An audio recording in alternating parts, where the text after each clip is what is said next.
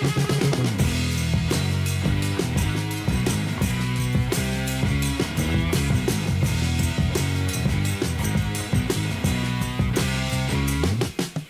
a lot of time to prepare and for our next game.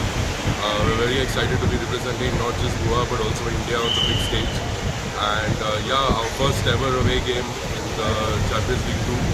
So it's a great honor to be representing the country, and hopefully we can do our best and come back to the 3 points. Our first away game in the Champions League, so we're really looking forward to it.